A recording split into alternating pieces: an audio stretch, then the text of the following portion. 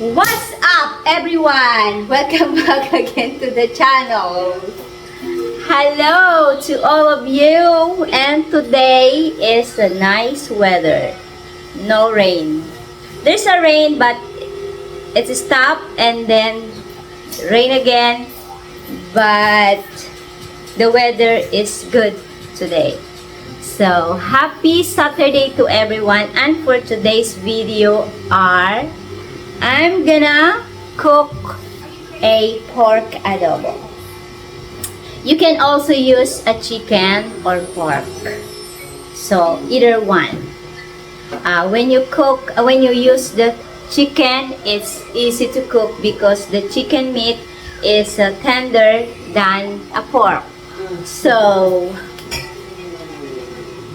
I'm using, is that correct? Is that correct? I'm using a pork to cook adobo. So that is our lunch today. And you know, the Filipino love the fat. So the pork that I bought, some of them there's a fat, but I cook more the meat because I'm gonna make a sandwich for David. So I'm gonna chop it because David loved the spicy. So some of the meat without fat, I'm gonna separate it after I cook adobo, and then I make it into sandwich. So that is David lunch, adobo sandwich. So you need to try it. So this is my first time to try the adobo sandwich, and I hope David will like it, and I'm sure that he likes it. So let's go. Let's start it. So first, I have ingredients: onion, garlic. Don't forget all that, very important when you cook adobo. Onions, garlic, and black pepper. That is very important. And soy sauce. You can also use a oyster sauce, but when you are the original adobo, they use a soy sauce. So let us start it. So this is onion and garlic. So I already washed it. Now I'm gonna cut it. Whatever cut you want, it's okay.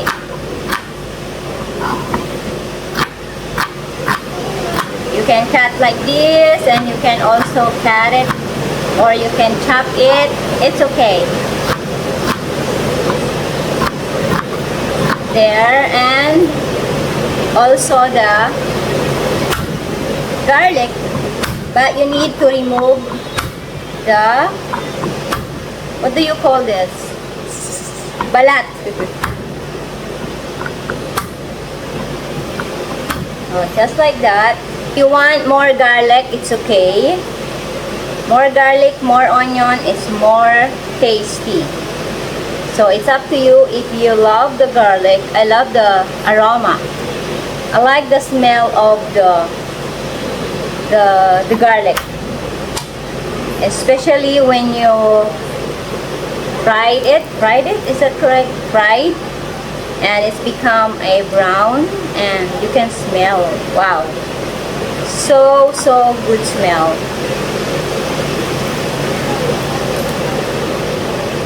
As I said, the weather is good, but the rain is coming again. But the rain is not longer. It's just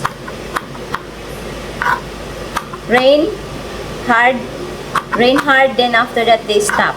It is stop. And I have here visitor. The name is Sophia's makulit. So she sleep here. So I already cut the onion and the garlic.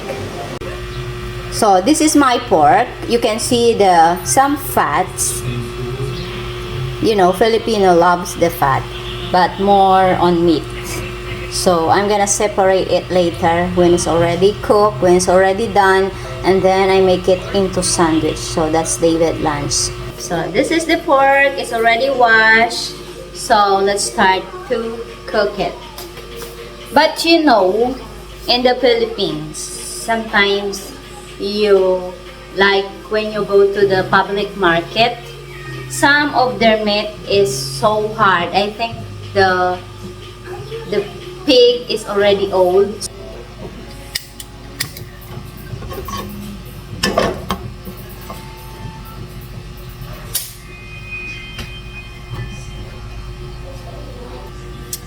Okay, I already put the oil. So when the oil is already hot, so next is put the garlic. For me, I always put the garlic first and then cook it until brown, and you can smell the aroma. Wow, aroma. So I think it's up to you if you want garlic just a little bit brown or like this, but I prefer to make it brown. Not burn, just brown. Not so brown, not too light, it's a brown. Like me, brown. Yes? And then the next is the onion. I think this is already okay and I can smell it. Then next is the onion, and you need to put your fire into slow so it's not burning.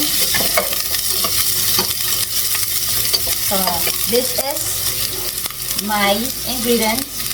A soy sauce. This is a soy sauce. It's Dato Puti soy sauce. And I use a olive oil. And of course the black pepper. Black pepper. And then when it's ready, we're gonna next the pork. So that is the pork. And you can stir it just for a while. Stir.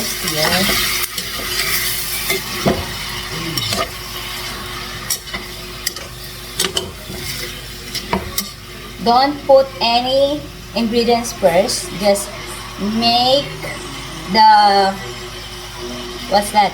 Hey, meat tender before you put anything. Because sometimes when you put already the soy sauce, it get the pork hard. So that is what I'm doing. So based on my experience, I don't know the other, how they cook their adobo.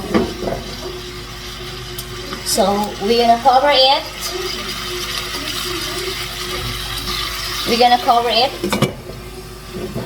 And then, if you think it's already okay, then you can add your soy sauce, and then you can add some of water, not too much water, until it's cooked and very tender. So it's 11:35. So let's simmer. And then while we're waiting for our adobo, so I'm gonna tell you something about adobo. This is only I heard or I read about the adobo. I know a lot of people know about the adobo. It's famous in the Philippines and one of the most recipe in the Philippines. One of the most famous in the Philippines. So they make adobo before because I asked my Lola is grandmother about adobo. When they are young, she said that they don't have a refrigerator, and I think it's also from the Spanish people. So they cook. They have a lots of meat like a pork or beef or chicken, but they don't have a refrigerator to put the meat. So they cook a pork or any meat. They cook a meat and they put a lot of salt and soy sauce, so they can it's no water. They just make it like a fry, but it's adobo, like no water at all. So they fried it until the meat is become dry, but it's tasty. So they do that. They said they do that because they don't have a refrigerator. So they just only put on the container, or they have a pot, so they can have more food on the next day. That's what is my Lola tell me about the adobo. And then until now, some of the foreigner knows about the adobo, and some of them are eating adobo. So it depends. And David is also no adobo, and he ate adobo with a white rice. And it's a lot of like the way how they cook adobo. Some of them they put coconut milk. They called it white adobo because they put a coconut milk. And then some is they make the original recipe. And me, I also make my own recipe for adobo. I'm using a oyster sauce, and I don't put a vinegar. But my one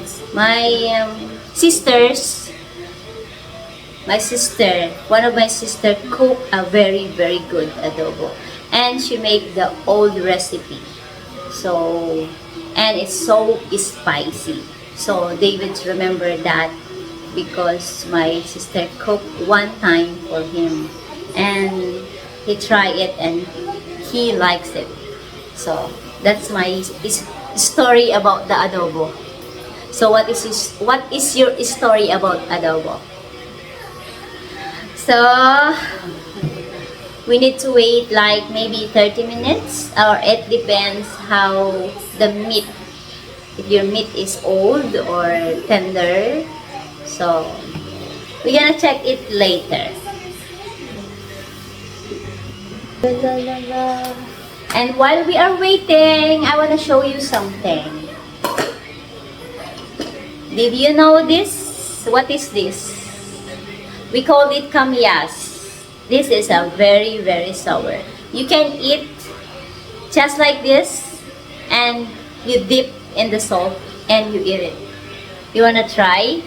And we can also use for cooking, like sinigang. If you know sinigang, sinigang is a soup. Like you can use a fish or pork bone. That is a soup, and you can use it. You can also use a tamarind for sinigang, and you can also use this. This is a very very sour. When I was young, we have a small tree like this. The tree of this is a very small, not big, and a lot of, even on the, like for example, on the, I get some of this. This one of the tree of this. From here, not from the leaves, it's from here to the, where is the puno? I don't know what is puno in English, puno. And you can see this one. So when I was young, I just get this from the tree and eat it. I put salt on my palm and eat like this. But now when you're getting older, it's like you don't like sour anymore. Yeah. But I like soup, the sour soup, fish soup, or a pork bone soup. So that is also another things that's one to share with you. And one more thing, when you watch my video, please don't skip the ads, and it's helped me. Okay? Thank you so much. And David is looking at me. Maybe he's hungry. David is always hungry. He wants to eat. Now, when you say something to David like, oh, this is your lunch, and he wait for that, he cannot wait because he always think on his mind, I'm hungry. That's David. So now, let's check. And that is the pork right now. And you see, even you don't put water, there's an exist water from the meat. Like that. See? Okay. Now,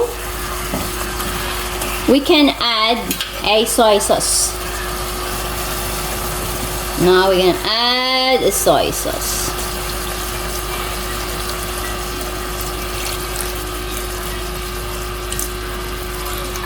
And stir.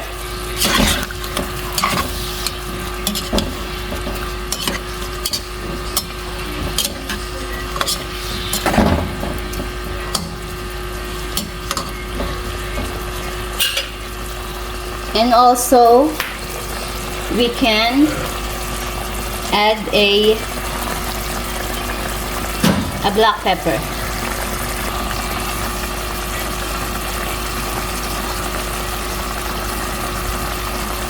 More black pepper. Okay, that's enough.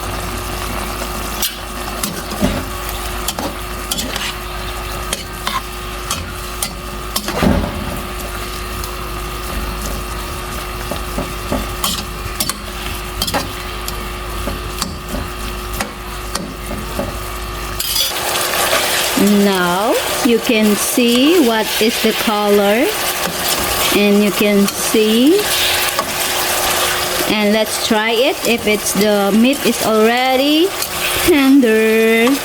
And then later I'm gonna separate some of the meat to make a David sandwich. Look at that. So masarap. So yummy. I'm gonna make it into like dry a little. So here you go. This is the meat, the adobo. I separate the meat so I can make it a sandwich. So now I have a lettuce here, and we're gonna add a onion again, but not cook. Just cut it like this, and we're gonna put inside of the sandwich. It's like that. I think this is enough. And then there's a chili here because David loves the spicy, so I'm gonna give him a more chili. Yeah. Okay. Then next is the meat. We gotta cut it or chop it. Look at this. This is so tender. It's cut like that. See? I can smell it. Inuubos mo na yan, madam. Wala tayong ulam. Gutom ka na ba? I think it's a lot.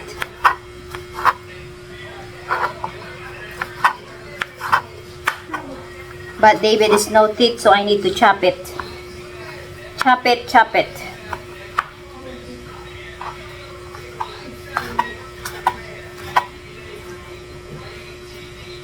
I'm gonna chop it. So now everything is ready.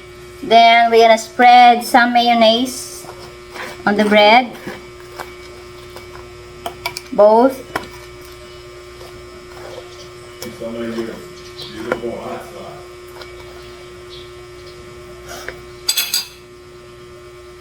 And then you put the meat.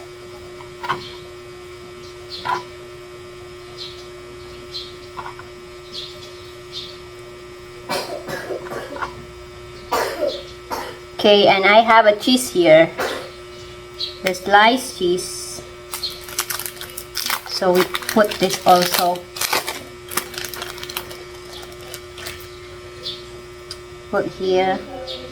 And then the lettuce. Okay, the bread is too small. I'm gonna add some on the top. Okay, I think we need to add some more mayonnaise because it's too dry. So, okay, this is done. Then we need to press it like this. And then, we're gonna make it hot again. And then, there's another one here. And I know David is not enough. The one sandwich for him. So, same things. Spread with the mayonnaise. Okay. And then, the meat. We're gonna put all of this. My hand is clean. Don't bash me. I always wash my hand. And then, another cheese. It's hard to open this.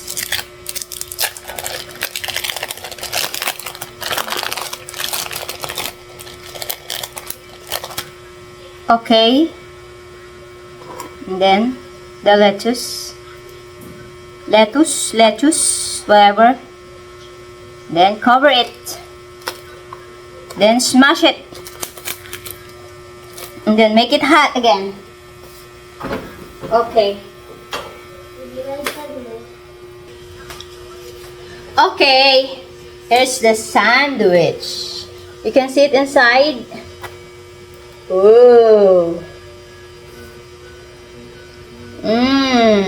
So I'm gonna cut it into half.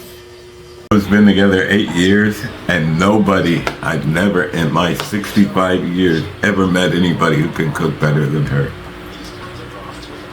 Even stuff she learned while we met, she cooks excellent.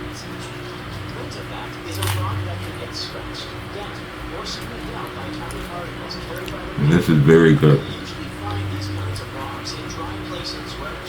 Very good. Okay, I'm done cooking, and here is the finished product of my adobo. Adobo. Look. Wow. Sarap. And of course, we have a white rice. So, I hope you enjoy my video for today. And don't forget to subscribe and likes and share. I hope you enjoy it. And see you next video. Bye-bye. Let's eat na. Okay, let's ask this little girl what is the grade of my adobo. Go try it.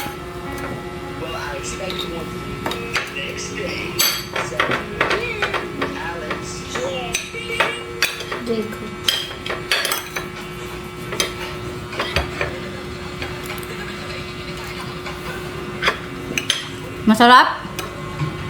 How about you?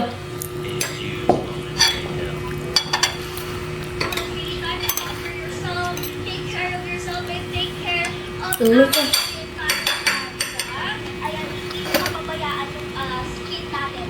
Guys, ito, Tigas yata, be?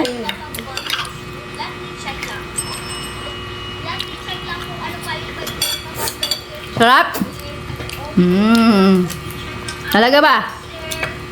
Walang halong kaplastikan? Wala.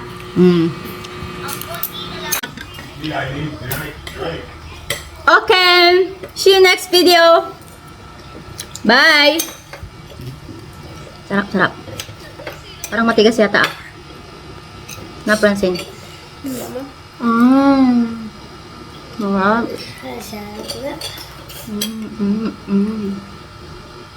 Parang galing sa restaurant.